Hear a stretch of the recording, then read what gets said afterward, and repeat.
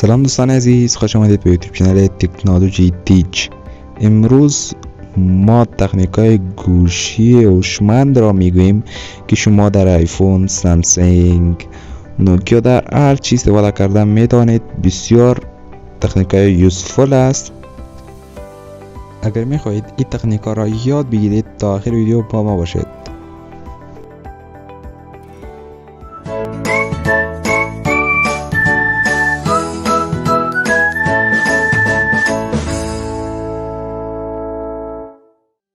دوستان عزیز، ما به ستینگ میریم. بعد ستینگ به about بیل نمبر کلیک میکنیم 7 دفعه. ولی ما دیولپر آپشن آن کردیم، آن نمیشه دوباره اساس. ما آن کردیم، به سیستم میایم و در سیستم ادوانس و در دیولپر آپشن و بعد از این ما پایین میایم. این تو یک سیستم ما جور میکنیم، تو یک تخنیک است که کل موبایل شما سرچپه میشه. ببینید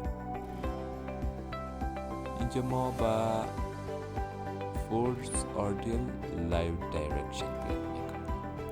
ببینید کل سفیدان دیگر رقم شد.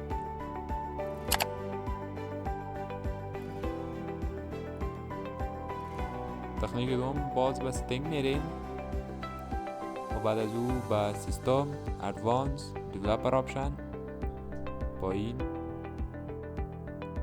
اینجا ما با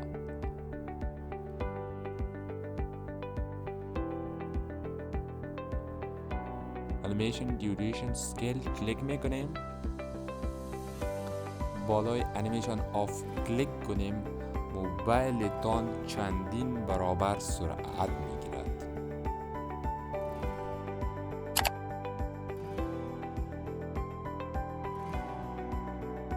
ستینگ میرویم، دیسپلی و ادوانس دارک دیم و تمام ستینگ شما دارک می شود، سیاه می شود. و اگر این را دوست نداشتین دوباره بالای دارک دیم کلیک کنید، پس سفید می شود. طریقه چهارم باز به ستینگ می رویم، دیسپلی و اینجا اگر شما می خواستید اگر موبایلتان استفاده نکنید در چند ثانیه گل شود. ای از من میگم در 15 ثانیه، 5 منت، 10 منت، 2 منت، در منتی که شما میخواهید انتخاب کردن میتوانید.